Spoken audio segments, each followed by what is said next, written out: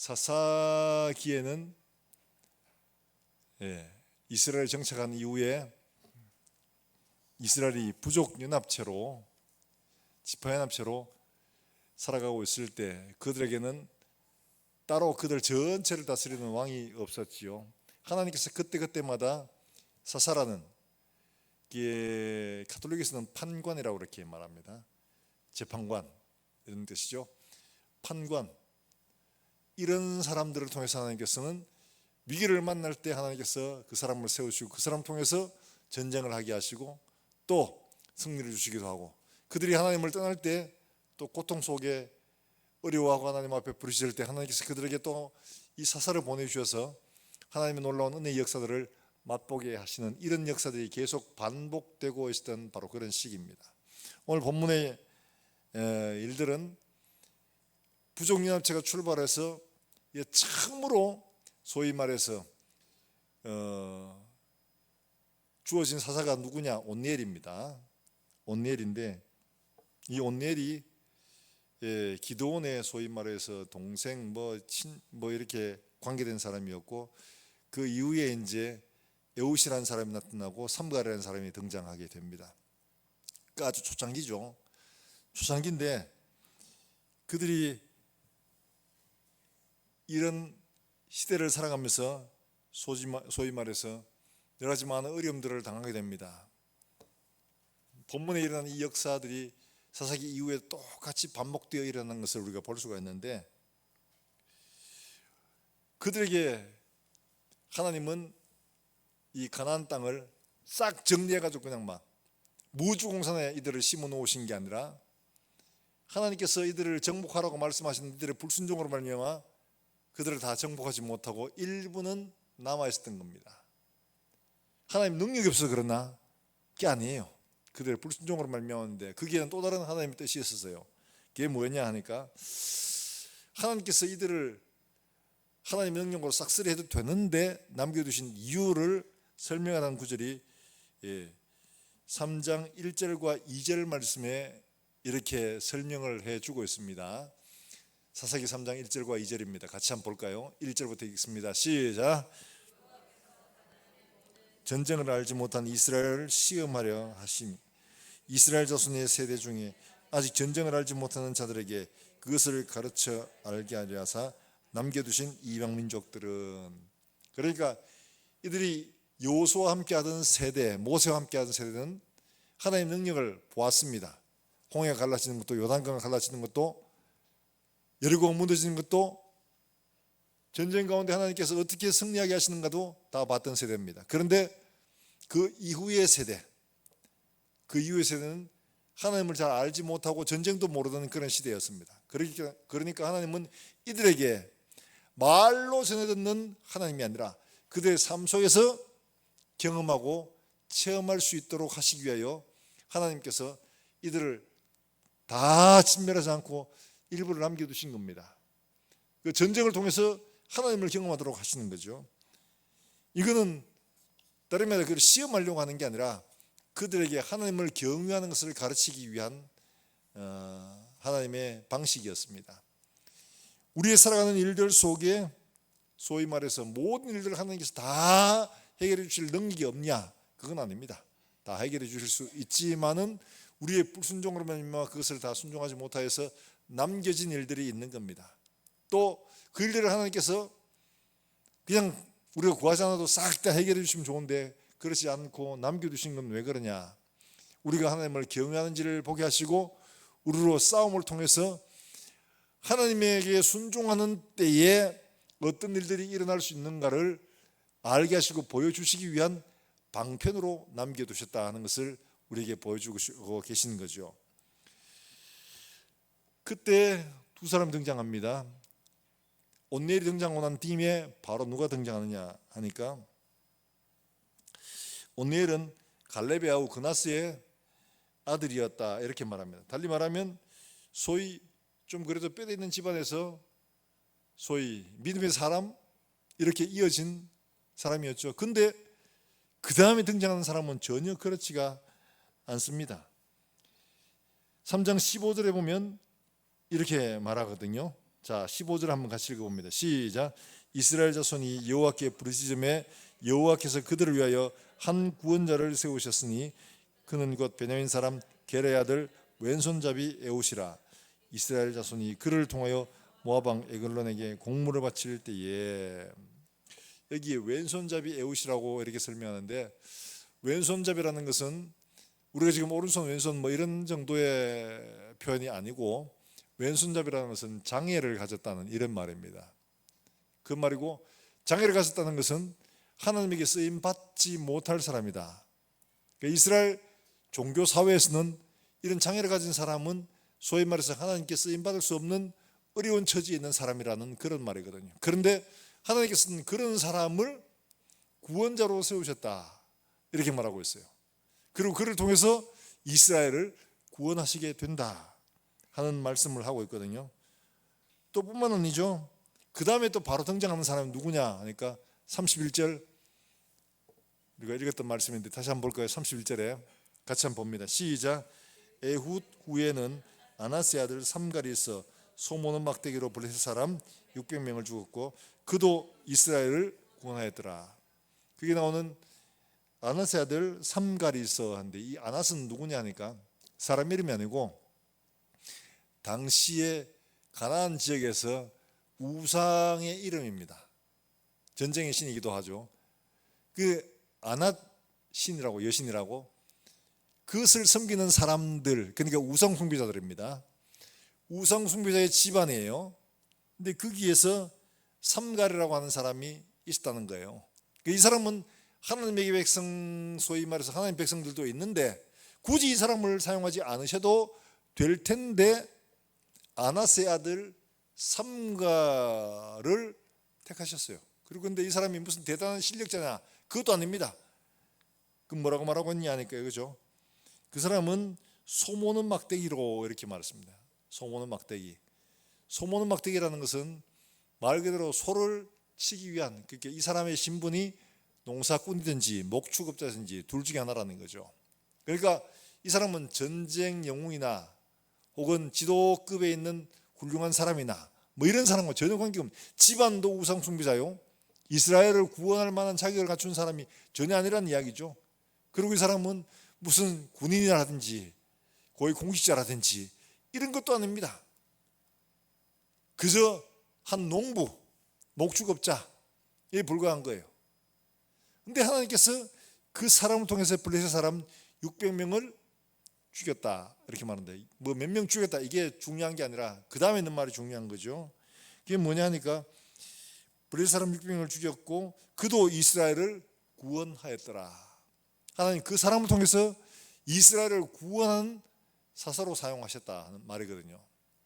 다시 말하면 도무지 자격도 없고 도무지 사회적 어떤 기대치를 가지고 있지 않는 사람인데도 불구하고 하나님은 그를 통하여 이스라엘의 구원자로 사용하셨다 하는 것을 말하고 있습니다. 그러니까 오늘 읽은 말씀 등장한 두 사람, 바로 에훗과 이 삼갈이라는 사람은 전혀 이스라엘에서 구원자로, 소위 지도자로 세움받을 만한 형편과 능력과 자격을 갖춘 사람이 아니었다는 거죠. 이 사람들이 제일 전면의 사사로 등장하고 있다는 거예요. 이건 뭘 말하고 있느냐? 우리가 살아가는 시대 가운데 하나님이 어떤 사람을 택하시고 그를 통해 일하시는가 하는 것들을 잘 보여주고 있습니다. 사람의 능력이나 실력이나 사람의 어떤 외형적인, 소위 말해서 갖추어진 것들로 일하시는 하나님이 아니시라, 하나님은 하나님이 택한 사람을 통해서 하나님의 방식으로 하나님의 교회와 하나님의 백성들을 다스리시고 이끌어 가신다 하는 사실들을 우리에게 분명하게 보여주시고 있는 내용이죠. 자, 그런데 이들이 하나님의 말씀으로 잘 살아서 말씀대로 순종해서 정말 이스라엘을 말씀대로 세워가는 그런 민족이었으면 얼마나 좋았겠습니까? 그러나 그들은 그렇게 하지 않았습니다. 그래서 하나님은 이런 이스라엘 백성들을 부르시기 위해서, 깨우기 위해서, 고치기 위해서 어떻게 하셨느냐 하니까 고통을 주셨죠. 그러니까 고통은 하나님을 알게 하는 소위 통로가 되는 겁니다. 14절과 15절의 말씀에서 이렇게 말씀하고 있죠. 한번 같이 읽어볼까요? 14절에 2장 14절에서 15절의 말씀인데 같이 한번 읽어봅니다. 2장 14절입니다. 시작. 여호와께서 이스라엘에게 진노하사 노력하는 자의 손에 넘겨주사 그들이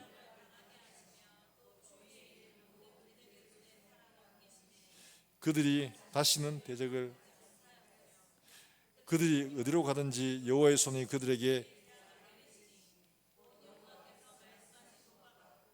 여호와께서 그들에게 맹세하신 것 같아서 그들이 괴로움이 심하였고 그들이 많은 어려움을 당했어요. 하나님께서 우리 주변에서 우리가 원하지 않는 일들 이런 일을 막 일으키실 때가 있습니다. 하나님은 그것을 통해서 우리를 괴롭히시고 힘들게 하시고 어려움을 당하게 하시고 고통을 당하게 하십니다. 3장 12절에서도 이렇게 설명하죠. 뭐라고 말하냐? 3장 12절 우리 같이 한번 읽어볼까요? 여러분 천천히 같이 한번 읽어봅니다. 시작. 이스라엘 자손이 또 여호와의 목전에서 악을 행하니라. 이스라엘 자손이 여호와의 목전에 악을 행함으로 여호와께서 모압 왕 에글론을 강성하게 하사 그들을 대적하게 하시매. 에글론이 스스로 능력이 있어서가 아닙니다. 이스라엘 백성들이 하나님을 배반하고 떠나니까 하나님께서는 에글론을 강성하게 해주셨다는 거예요. 에글론이 잘해서가 아닙니다. 그의 능력이 있어서가 아니라 하나님이 이스라엘을 길들이기 위하여 하나님께서 에글론 대적들을 강하게 하셨다는 거예요. 그래서 이스라엘이 모압 왕 에글론에게 조공을 바치고 괴로움을 당했어요. 여러분, 조공을 바치는 우리는 지금 이게 어떤 일인지 잘 알지 못하지만 일제시대를 경험한 우리 어르신들을 보면 그렇죠. 일제시대에 조공을 바쳤죠. 수탈이 굉장히 심했습니다. 집에는 녹그릇, 쇠그릇 이런 거 하나 제대로 갖추어 둘 수가 없어요. 다 가져가는 겁니다. 전쟁 물자로. 곡식도 세금으로 이 모양 저 모양으로 다 빼가고 진짜 굉장히 힘들게 살았던 데가 일제시대입니다. 공물을 바친다는 것은 그런 거예요. 이스라엘이 수탈이 심해가지고 굉장히 괴로워했었습니다. 모압 왕 에글론에게. 하나님께서 왜 그렇게 하셨냐? 이스라엘이 하나님께 불순종한 것 때문에 하나님께서 모압 왕 에글론을 강성하게 해서 이스라엘로 괴로움을 당하게 하셨다는 거예요. 달리 말하면 하나님께서는 이 우리의 주변에 대적들이 강성해지는 것은 우리를 기다리시고 우리로 하나님 앞에 돌아오라고 하시는 하나님의 음성이요 사인이라는 거죠. 해야 되는데 우리는 이렇게 되면 하나님이 어디 계시냐? 하나님 살아계신 거 맞냐? 하나님이 계시다면 어떻게 이럴 수가 있느냐? 이렇게 반응을 할 때가 많습니다. 우리는 우리 주변에서 일어나는 이런 일들을 볼 때마다 우리가 하나님 앞에 회개해야 될 일이 있구나 하는 것을 깨달아야 되는데 이것을 잘 알지를 못하죠.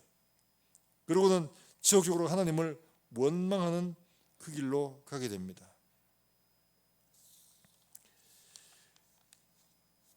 하나님은 우리가 하나님 백성답게 우리를 부르신 목적답게 살기를 바라시는데 그렇게 하지 않을 때 하나님은 하나님을 기억하게 하시도록 하기 위해서 하나님은 우리의 대적을 강성하게 해서 우리로 불러 다시 돌아오시도록 이렇게 만들어가고 계신 겁니다. 이게 하나님께서 하시는 일들입니다. 고통은 하나님이 돌아오라 하시는 하나님의 확성기다 라는 말이 있습니다. 바로 그 말이죠. 하나님은 우리가 알아듣지 못하기 때문에 이런 고통을 통해서 하나님 앞에 돌아오도록 하십니다. 취미생활 아닙니다. 말로 해서 잘 들으면 그렇게 하실 필요도 없습니다. 말해서 안 듣고 사람을 보내도 안 듣고 하니까 하나님께서는 이런 방법을 택하시더라는 거죠.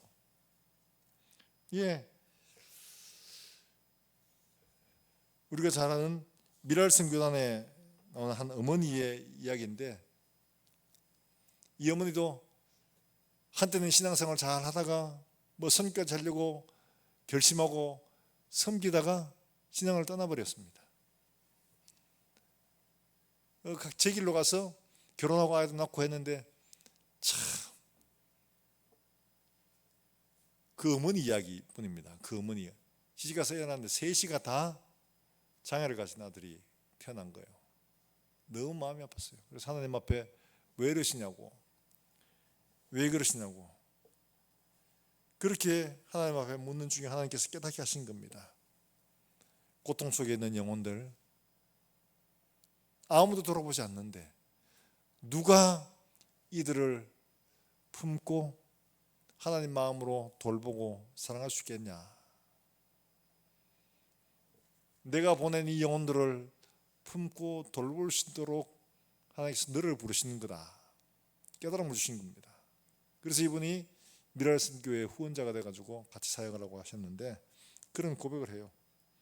하나님께서 우리 주변에 마음의 아픔이나 고통을 주시는 것들은 하나님 우리를 부르시는 부르심인 거예요. 우리를 부르시는 하나님의 확성기라는 거죠. 우리가 기억해야 하는 것은 바로 이겁니다.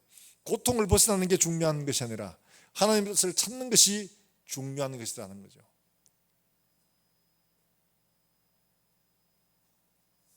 하나님은 그 고통을 통하여 우리를 온전하게 하시기를 원하십니다. 하나님 뜻으로 돌아오기를 원하십니다. 놀라운 것은 그 고통 속에서도 하나님은 찬송을 주시더라는 거예요.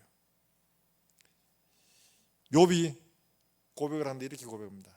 욥기 35장 10절 말씀에서 이런 이야기를 합니다. 자, 같이 한번 읽어봅니다. 여러분 찾아서 줄쳐놓으실 분들 추천해 주어요.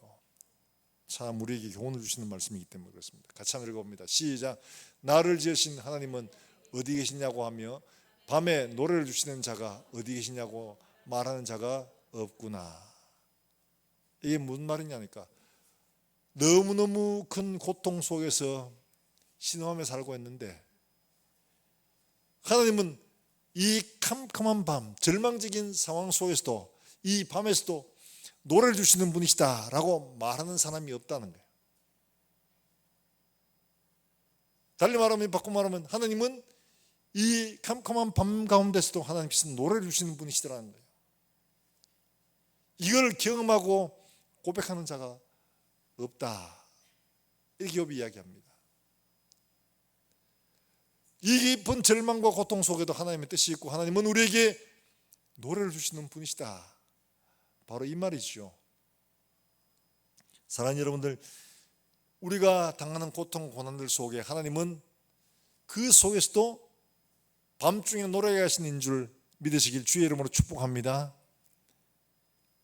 바울과 실라가 옥중에 갇혔을 때 밤중쯤 되어 하나님을 찬미하며 매맞고 억울하고 왜 하나님이 이러시냐고 막 말할 수 있는 그 환경 가운데서도 바울과 실라는 기도하며 하나님을 찬미하게 됩니다. 이게 하나님의 일들입니다. 그때 하나님이 놀라운 역사를 이루어 가시는 거죠. 그 찬미가 실제 찬송이 될 뿐만 아니라 현실이 되게 해주신 겁니다. 맹거들이 풀어지고 옥문이 열리는 놀라운 역사가 일어나게 되는 거죠. 밤중에 찬송을 주시는 하나님뿐이신 줄로 믿으시길 주 예수의 이름으로 축복합니다. 고통 속에서 다 신음하며 하나님 앞에 하늘을 향해 원망하고 있을 때에도 하나님은 우리에게 찬송을 주실 수 있는 분이십니다. 하나님의 뜻을 발견하고 하나님의 뜻에 눈을 뜬 사람만이 할 수 있는 일이죠. 고통 속에서도 하나님을 찬미하는 입술이 열리는 우리 모든 성도들이 되시기를 주의 이름으로 축복합니다. 어떤 상황에서도 하나님의 뜻으로 인하여 우리가 기뻐하고 찬미하는 이런 우리 심령들이, 우리 영혼들이 되어져서 주님 오시길 그날같이 감사와 기쁨으로 하나님을 섬기는 우리 모든 성도들이 되시기를 다시 한번 주 예수의 이름으로 축원합니다. 뿐만 아니라 이런 환경 가운데 당연하게 이스라엘의 구원자로 내가 쓰임 받을 수 있다라고 생각하는 것은 어불성설입니다. 왼손잡이 욥도 율법적으로 장애를 가졌기 때문에 이런 사람은 쓰일 수가 없습니다. 쓰이지 못하도록 되어 있습니다. 그 다음에 아나세 아들 삼갈 역시 마찬가지로 우상 숭배자의 아들인데 어떻게 이스라엘 구원한 하나님의 종으로 쓰임받을 수가 있습니까? 아예 기대조차 할 수가 없는 그런 상황인데, 자신의 능력이 뭐 대단하게 있는 것도 아니에요. 어떤 모양으로도 하나님 앞에 쓸 수가 없는데 하나님은 이런 사람을 사용하시더라. 이들이 하나님 앞에 기도한 것도 아닙니다. 단지 우리에게 보여주시는 것은 하나님은 이런 사람도 사용하신다는 것을 우리에게 보여주고 있는 거죠. 달리 말하면 이 일을 통해서 우리에게 우리의 능력보다가 하나님의 일하심, 하나님의 붙드심을 사모하라는 것을 말하고 있는 겁니다. 사랑하는 여러분들, 어떤 상황 속에 있든지 간에 우리가 여호와를 의지하고 하나님을 붙들게 되기를 주의 예수의 이름으로 축원합니다.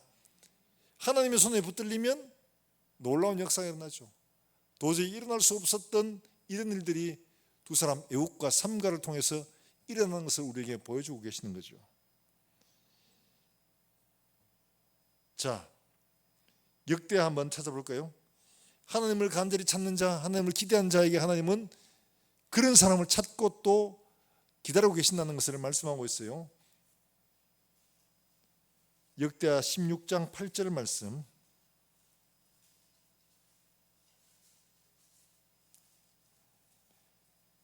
역대하 16장 8절과 9절 말씀 우리 같이 한번 읽어봅니다. 8절부터 같이 읽습니다. 시작. 구스 사람과 릅 사람의 군대가 크지 아니하며 말과 병거가 심히 많지, 그러나 왕이 여호와를 의지하였으므로 여호와께서 왕의 손에 넘기셨나이다. 여호와의 눈은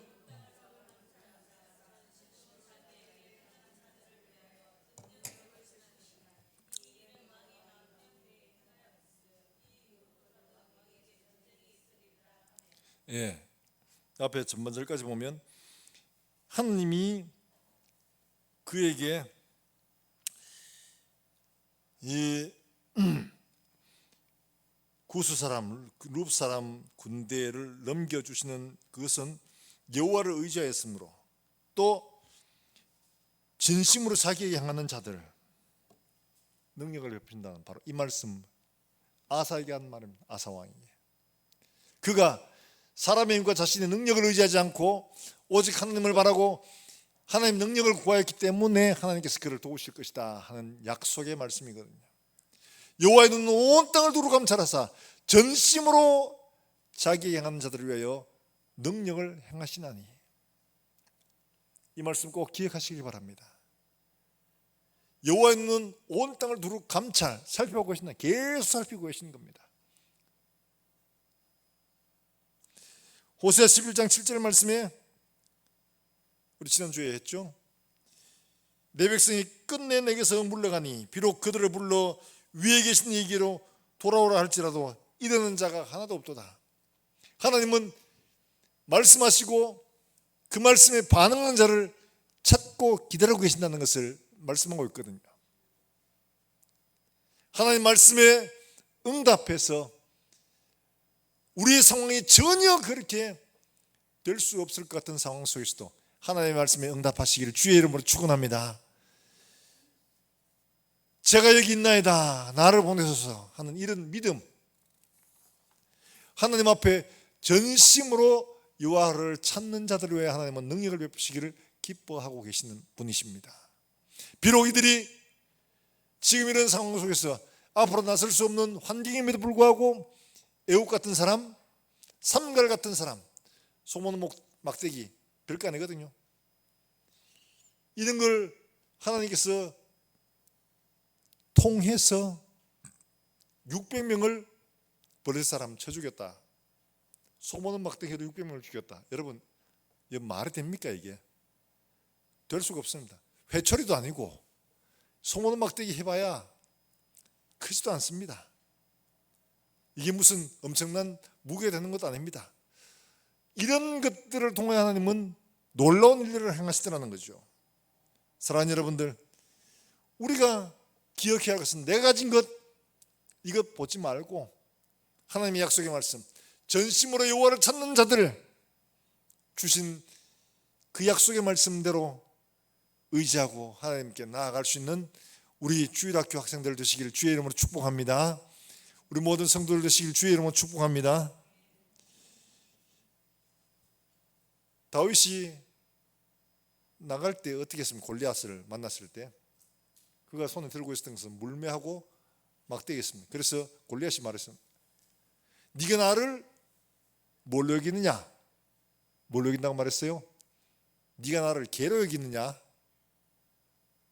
막대기 들고 오는데 네가 나를 개인 줄 아나? 막대기 들고 온. 그리고 그는 시내가에 가서 매끄러운 돌 5을 물매 자루에 넣고 달려갑니다. 그리고는 어떻게 해요? 그 흔하다는 돌멩이 하나를 물매에 넣어 돌려서 던졌는데 기가 막히게 골리앗의 이마에 명중을 하죠. 골리앗이 쓴 투구는 이렇게 다 가릴 만큼 이 틈이 거의 안 보일 만큼 요만큼만 벌어져 있습니다. 다 가려져 있어요. 목도 보호하고 당 앞에 이것 다 보호하고 또 앞에 군인이 방패를 들고 큰 방패를 들고 서 있습니다. 큰 창을 던질 수 있기 때문에. 그래서 네가 막대기를 들고 나한테 오느냐? 내가 개인 줄 아나? 얼마나 가소로웠겠습니까? 그런데 그의 손에 들려진 작은 그 물맷돌, 그것이 자기 운명을 가를 줄을 전혀 생각도 못한 거죠. 하나님은 그렇게 일하시는 분이십니다. 화려한 경력, 전력, 실력 이런 것들이 아니라 그가 하나님과 더불어 함께 연마하고 살았던 양을 치는 현장 가운데 시켰던 그 바로 그 실력 그 하나로 골리앗의 이마를 맞춰서 골리앗을 넘어뜨릴 수가 있었던 거죠. 사랑하는 여러분들, 우리에게 주신 현장 속에서 익히도록 하시는 것들 여러분 최선을 다해 잘 연마해야 됩니다. 그게 바로 실력이죠. 하나님 그걸 사용하시는 겁니다. 주부들은 밥 잘하는 거 그거 실력입니다. 군인들은 총잘 쏘는 거 실력이죠. 그것만 아니에요. 우리에게 주어진 어떤 환경이든지 하나님께서 우리에게 주신 것들 잘 익히고 준비해서 하나님 필요하실 때 그것을 사용하실 수 있도록 내어드리는 지혜로운 마음이 필요한 거죠. 이게 뭘 쓸 수 있나? 이거 뭐 아무것도 아닌데 누구나 할 수 있는 건데 아니에요. 하나님께서 그걸 쓰실 때가 있다는 걸 보여주고 있는 거죠. 소문 막대기가 600명을 죽일지 누가 알았습니까? 그렇게 이야기하면 사람들 다 웃습니다. 그러나 하나님은 소문 막대기로도 이스라엘을 구원하는 놀라운 일들을 이루어 가셨다는 거죠. 바로 그게 하나님께서 하시는 일입니다. 하나님은 성경 속에서 이와 같은 역사들을 참 많이 하셨습니다. 무디가 영국에 가서 집회를 할 때 캠브리지에서 설교를 하게 되었다고 해요. 설교를 하는데 그 캠브리지 학생들이 무디가 와서 설교하니까 한번 들어보자 이래 싶어 갔는데 무디가 초등학교 때처럼 못 나오고 막 이러니까 문법이 그냥 막 개발 내발 막 다 틀리는 겁니다. 단어도 틀리고 발음도 엉망이고. 그러니까 학생이 그걸 다 적었다고 해요. 어디서 틀리고 어디 틀리고 어떤 말이 잘못됐고 문법적으로 이게 안 맞고 막 이러면서 다 적어가지고 설교 후에 나오는데 그 학생이 무디 선생님의 발음이 너무 부정확해서 여기에 이게 틀리고 이게 틀리고 이게 틀리고 이게 틀리고 이게 틀렸다 얘기를 했어요. 그러니까 무디가 한번 듣고 있더니 고맙다고. 당신은 그 유창한 실력을 가지고 과연 몇 명이나 영혼을 살렸습니까? 할 말이 없는 거예요. 당신은 그 뛰어난 실력을 가지고 얼마나 많은 영혼을 살려냈습니까? 할 말이 없는 거예요. 하나님은 부족한 저를 통해서 문법도 안 맞고 발음도 시원찮은 나를 통해서 수많은 영혼들을 하나님 살려내셨습니다. 그 유명한 영국의 선교의 소위 말해서 핵심 덩어리라고 말할 수 있는 캠브리지 7인, 그 캠브리지 7인이 누구냐 하니까, 이 캠브리지 7인은 외국 선교회 찰스 스터드, 후퇴는 없다, 보따리 사들고 오면 그 가방 놔두면 그게 끝이에요. 뒤돌아가는 건 없다, 퇴로를 차단하는 거예요. 그 선교를 창시한 찰스 스터드, 근대 선교의 아버지 허드슨 테일러, 이런 기라성 같은 사람들이 바로 거기에 7인에 속한 사람들이었습니다. 무디의 설교를 받고 변화가 되고 세계로 복음을 들고 나갔던 사람이 된 겁니다. 사랑하는 여러분들, 우리가 하는 작은 일들 별거 아닌 것처럼 보이지만 이 작은 일들이 놀라운 하나님의 역사를 만들어낼 수 있다는 사실을 기억하시길 주의 이름으로 축원합니다. 제가 한번 말씀드렸는데, 지하 개척교회 하면서 그 지하실에 있으니까 계단 내려가고 하는데, 그 가까이 있던 여상 이 학생들 좀 불량배 애들이죠. 걔들이 계속 와서 그 계단에 쭈그려 앉아가 담배 피고 침 뱉고 이러니까 얼마나 더러워요. 그 지하교회 목사님이 안 그래도 속상한데 이들이 교회는 안 오고 거기다가 침 뱉고 담배 피우고 있으니까 올 사람도 안 와. 그런데 어떻게 했냐, 거기에다가 다른 거 안 하고 잿더리 놔두고, 그 다음에 과일 놔두고, 과자 놔두고, 편지를 쓰가, 담배는 꼭 여기에다가 꺼두세요, 그리고 요거 맛있는 거 들고 가요, 이러면서 써붙여놨어요. 그러니까 걔들이 와서 깜짝 놀랄 거 아니에요. 우리가 이랬는데 막 쫓아낼 줄 알았는데 오히려 과일도 놔두고 제태료도 놔두고 이러니까 감동한 겁니다. 그래서 그 다음에는 침도 안 뱉고 담배는 꼭 거기에 이렇게 제떨이에 넣고 그렇게 했어요. 그 놀라운 건 얘들이 졸업을 하고 떠났습니다. 졸업식 하는데 다 떠났습니다. 근데 그 중에 하나가 나중에 교회로 온 거예요. 와서 목사님, 그때는 전도사님이었죠. 너무 고마웠다고. 사실 우리가 이렇게 했지만 우리도 안다고. 그러면서 진짜 전도사님은 정말 훌륭하신 분이라고. 그러면서 우리가 다 취직해가지고 먼 이제 이웃 동네로 다 도시로 나갔는데, 얘들이 전부 직장에서 월급 받으면 11조를 하기로 했다고. 이러면서 우리가 11조를 이 교회에 하자 이래가지고 11조를 드립니다 이러면서 11조를 들고 온 거예요. 얼마나 놀랐겠습니까? 그리고 얘들이 다 가서 교회 세례를 받고 교회 다 봉사하고 그랬다고. 별것 아닌 것처럼 보이는 바로 그 대접의 손길이 사람을 그래 변화시키게 된 겁니다.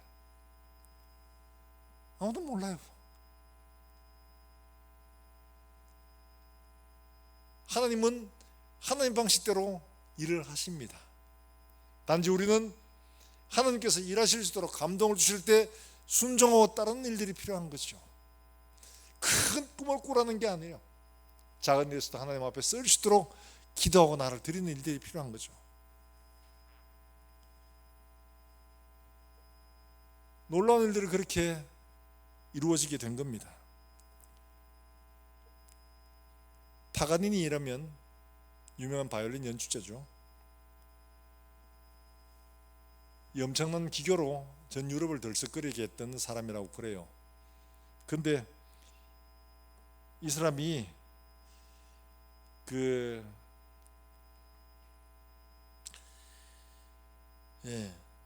프랑스 혁명 때문에 덩달아 어떻게 감옥에 갇히게 됐다고요.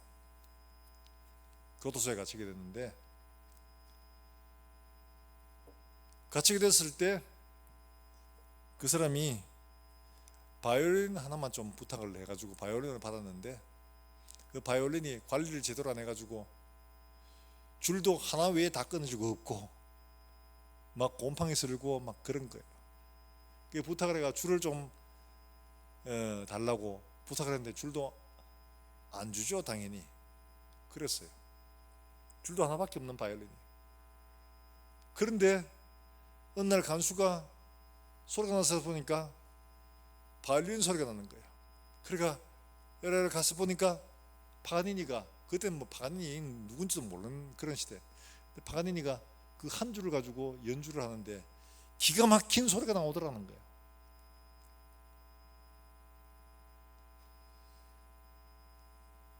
줄이 하나밖에 없는 곰팡이가 핀 바이올린이지만은 명장 파가니니의 손에 잡히니까 아무도 기대하지 못했던 놀라운 음악 소리가, 멜로디가 거기서 흘러나오게 된 겁니다. 우리 인생들은 애국 같고 그래요. 그런데 이런 우리가 하나님의 손에 잡힐 때에 우리는 우리가 생각지 못한, 우리가 기대하지 못한, 감히 상상하지도 못하는 놀라운 일들을 하나님과 더불어 일하게 될 줄로 여러분 믿으시길 주의 이름으로 축원합니다. 내가 오는 일들이 전혀 생각지도 못한 방향으로 일이 만들어지고 이루어지는 역사들을 경험하게 되는 겁니다. 사랑하는 여러분들, 오늘 읽은 말씀들처럼 정말 우리가 우리의 힘과 능력으로 세상을 평안하게 아무런 문제 없이 살아보려고 애를 쓰며 바둥바둥거릴지라도 힘들고 어렵고 낙심될 때밖에 없습니다. 그러나 하나님의 손에 잡혀 쓰이게 되면 우리가 기대하는 이상, 우리가 생각하는 그 이상으로 놀라운 하나님의 일들을 이루어가게 될 뿐만 아니라 영원한 그 나라에서 영원한 상급으로 멸류관을 받게 될 줄로 믿으시길 주의 이름으로 축원합니다. 그 일을 사모하고 그 일을 기대하고 그 일을 위해 부르신 우리 하나님 앞에 믿음으로 반응하여 내가 여기 있나이다, 하나님 나를 사용해 주시옵소서, 우리 주일을 사용해 주십시오, 우리 아이들을 사용해 주십시오, 하나님 앞에 우리 자신들을 내어드릴 수 있는 이런 우리 모두가 되기를 주 예수의 이름으로 축복합니다. 축원합니다.